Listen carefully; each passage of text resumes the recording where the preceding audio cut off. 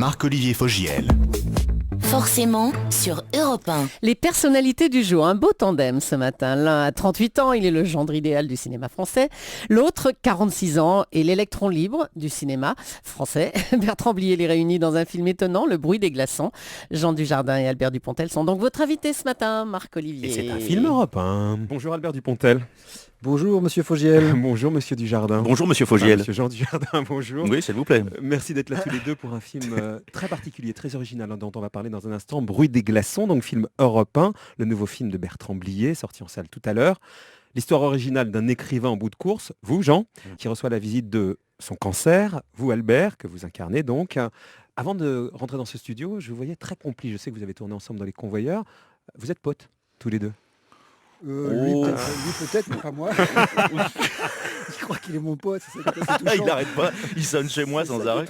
C'est une verrue. Il m'appelle et tout. Ouais, il me sourit des fois. Il me regarde, je fais ça parce que je suis chrétien, Albert Dupontel. Je vois bien que tu n'as pas d'amis, c'est tout. Il y a un moment, tu vois, j'essaie de venir vers toi. Il est très, très, très touchant. Très mais voilà. Il n'a pas beaucoup d'amis, Albert Dupontel. C'est un homme en colère. Alors tu vois, moi je lui dis, mais je te veux du bien. A priori, on se dit pas, Jean Dujardin, Dupontel, son pote. C'est le pâté, hein, déjà, le pâté, la saucisse, c'est tout le cochon déjà qui nous réunit, parce qu'il aime manger. C'est Blier qui a fait la soudure, Et comme le chef d'orchestre, ouais, quand même un petit peu. Le mieux pour que les auditeurs qui sont à l'écoute ce matin comprennent de quoi il s'agit, c'est que vous fassiez ce que vous avez fait en rentrant dans le studio. Votre travail, bande de feignasses, de comédiens. Oui, c'est ça, parce que je pense que ce que vous allez faire là maintenant, tout le monde va absolument comprendre ce qu'est le film, et ça va donner envie d'y aller cet après-midi. Les répliques que vous avez jouées il y a 6 mois en tournant. Allez, partez Albert. Alors laquelle alors Votre femme de ménage, elle... Non, vous voulez pas mourir. Oui, vous voulez pas mourir? Bah non, pas vraiment. Je vois pas ce qui s'oppose. Votre prix Goncourt, vous l'avez déjà eu, vous en aurez pas un autre. Vous buvez comme un con, votre femme s'est barrée. Vraiment, encore une fois, je vois pas ce qui s'oppose. Ouais, c'est vrai, ouais. Rien ne s'oppose. Ouais. J'aime bien votre rire, il est sympathique votre rire. Moi j'aime pas le vôtre, il pue votre rire. Ah c'est normal, il sent un peu la charogne. Voilà. Bon, tout n'est pas comme ça, bien sûr, dans le film. Sur justement le rapport à la maladie, sans évidemment décrire la fin de l'histoire, vous, votre rapport à la maladie, c'est quoi l'un et l'autre, Jean et Albert, dans la vie de tous les jours?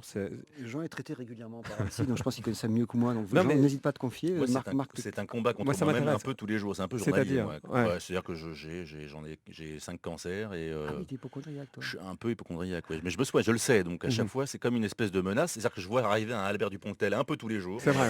Et je dis dégage, t'as rien à foutre là, casse-toi. Donc vous avez la capacité à ça. Et vous, Albert? Moi, je sais que je suis malade, donc j'ai aucun problème.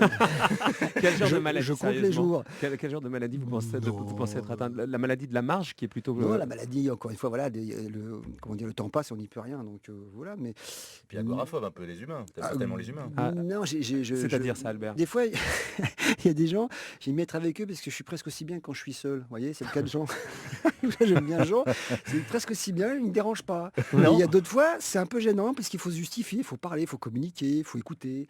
Et ça vous gonfle, vous? Des fois un peu, oui, pas toujours. Il y a des gens que j'aime. Mais je pense pas qu'on aime tout le monde. Votre métier est un métier difficile, vous êtes censé aimer tout le monde. Enfin, non, je suis pas vous. Non, je suis curieux de tout le monde. Oui, mais ça par contre, la curiosité. Mais la curiosité, vivre avec la curiosité tous les jours, non. Il y a des moments où on aime bien être un petit peu peinard. Et vous, Jean, la caricature qu'on fait de vous et qui n'est pas vraiment la réalité, c'est quoi le côté un peu gendre idéal? Oui, cool, c'est ça, genre idéal, qui ouais. dérange pas, qui est souriant. Mais en même temps, j'aime bien mon métier, je suis heureux dans ce que je fais. J'aime plutôt bien les gens, ils me le rendent bien et j'ai pas trop de soucis en fait. Donc, il aime la vie, quoi. J'aime bien la vie, j'aime bien ça, les fondamentaux. Récemment, il y a eu le top du JDD, là, les 50 personnalités préférées des Français. Albert, je vous ai pas trouvé dedans. Je ne savais pas que ce genre de classement existait. Donc ça vous fait de la peine? Du moins 50. Je ne savais pas que ça existait. J'aurais été inquiet s'il y avait les plus détestés. Mais là, je suis tranquille. Ça peut exister. Moi, j'ai tenu la tête à un moment donné des plus détestés. Vous, Jean, vous êtes dans le top 50. Ah oui, je suis rentré dans le top 10 même. Même top 10. Top 10. Ah ouais, je suis numéro 7. Et il est fier, ce crétin. Ah oui, je suis très fier. Mais ça, c'est pareil. Non, mais c'est Yannick Noah le premier. Que déjà, tu sais quoi? Mais ces trucs-là, c'est quoi? Mais faut que ça soit très sain. Tu les prends et tu les jettes. T'y crois, ça flatte l'ego 2 minutes, tu les jettes et puis tu dis évidemment c'est quoi ce classement? Ça veut rien dire. Souvent on demande d'ailleurs aux gens de ce classement ce qu'ils pensent de la société. Yannick Noah récemment, il a fait une sortie sur les Roms pour dire qu'il avait été extrêmement choqué que plutôt que les reconduire à la frontière ou les accompagner à la frontière puisqu'ils sont censés être volontaires, il leur aurait plutôt donné la main. Vous, l'actualité comme ça, quand on vous branche dessus, ça vous inspire quoi, Albert Dupontel? Le moment, les questions du moment, on se dit est-ce que la France doit être en Afghanistan puisqu'il y a encore de soldats qui sont morts par exemple? C'est le genre de truc qui vous percute ou alors vous êtes dans votre petit monde très ailleurs? Non, faut pas confondre être à part et être égoïste. Non, les Roms ça me touche. touche, ouais, je trouve ça choquant, voilà, je peux pas dire autre chose. La façon dont le problème est réglé, et forcément, fout mal à l'aise, ça fait appel à des choses qu'on a connues, qu'on n'aimerait pas revoir.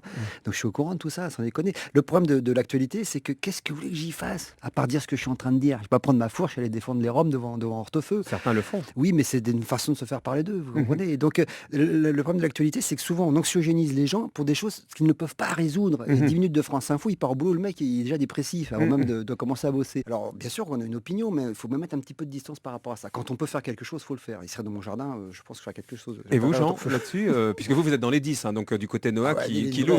Non, mais c'est pas il y avait l'abbé Pierre qui était en haut, etc. Non, mais effectivement, je trouve qu'effectivement, on mélange tout et je m'en garderais bien, moi, de donner mon avis aussi, parce que parfois, je trouve ça assez prétentieux et que c'est comme la religion, c'est une espèce d'affaire privée. Je veux pas tout mélanger, sinon c'est une espèce de cheval qui s'emballe et on mélange tout. Et c'est comme si tu commençais à répondre, tu sais, au moment des élections, quand la gauche t'envoie un SMS, rejoignez Ségolène Royal ou rejoignez UMP. Vous avez reçu ça, vous? Mais bien sûr, tu reçois tous les acteurs, tous les chanteurs, tout le monde Je reçoit sais ça. pas, j'ai reçu, moi. Bah, évidemment, tout ça a été très très étudié, évidemment. Si un jour je viens comme ça à un meeting, bien sûr, ça peut profiter aussi au mouvement. Et, Ah ça, je m'en doute bien, mais je savais pas que vous étiez sollicité par SMS. Hein. Ben si, mais Et vous répondez qu'il y quoi, a des alors fichiers comme ça. Qu'est-ce que je réponds? Je réponds pas. Ah oui, d'accord. Je réponds pas du tout. Je veux pas que cette espèce de machine s'emballe et qu'on mélange et mon image avec mon image de citoyen. Alors, le mélange de l'image de citoyen, d'acteur, etc., il y en a un, Denis Podalides, votre confrère, qui mélange, mais alors, très excellent confrère, qui mélange, mais à juste titre, là, vous savez, qui joue le président de la République, Nicolas Sarkozy, il est en plein tournage. Et vous avez tourné, la dernière fois que je vous ai reçu, c'était pour un film qui s'appelait, non, ne regardez pas comme ça, pas Sarkozy, mais le président. Oui, le président, oui. On a cru d'ailleurs qu'il y a une similitude, que c'était en 2003, on était loin de Sarkozy à l'époque. Vous l'auriez joué, vous Moi, j'aurais pas fait un film comme ça, non. Pourquoi? Le personnage m'intéresse pas assez. Il faut que vous intéressiez au personnage. Quand même, oui, il y a moins des choses pour l'incarner. Qu'est-ce qui vous intéresse pas dans ce personnage? Je le trouve assez commun. Je le trouve que l'époque qu'on traverse politiquement, culturellement, est assez commune. Incarner un De Gaulle, incarner un Churchill, oui, c'est des personnages historiques et qui sont des vrais repères pour un acteur. Vous voulez dire que ceux-là, ils resteront pas? Non, je suis quasiment certain. Ouais. Ils veulent. Ils veulent rester, mais ils ne resteront pas. Non, mais à la limite, quelque part, à leur décharge, c'est pas de leur faute, c'est qu'il ne se passe pas grand-chose. On se bagarre pour les retraites et pour le bien-être. Heureusement, il ne faut pas souhaiter une guerre à chaque fois, mais quelque part, l'époque est assez médiocre. Et il y a des gens qui se prêtent plus facilement à cette médiocrité que d'autres. On ne rencontre pas un De Gaulle tous les jours. Pour rencontrer un De Gaulle, il faut qu'il y ait des circonstances historiques qui, heureusement, ne sont pas si fréquentes. Mais voilà, on peut détester De Gaulle, mais être fasciné par De Gaulle. Je comprends bien. Ouais. Sarkozy ne me fascine pas, c'est moins ce que je puisse dire. Voilà. Et vous, Jean, pas si Sarkozy vous fasse... j'ai bien entendu ce que vous m'avez dit, mais jouer un rôle... si vous aviez... Alors, je me suis fauché, ce n'est certainement pas ma conception des choses. Déjà, vous pouvez l'imiter, c'est déjà pas mal. On a compris tout de suite après vous tout à l'heure. Non, en revanche, Michel Azanavicius se fout de moi parce qu'il dit que je ressemble à Chirac jeune et que je pourrais faire un Chirac jeune. Mais ça me fait plus rire. Si vous aviez dû rentrer dans la peau de Nicolas Sarkozy, quel trait de caractère vous metteriez en avant? Quel serait le travail qui aurait été le vôtre pour pouvoir l'interpréter? C'est déjà une question. Déjà un peu baisé là.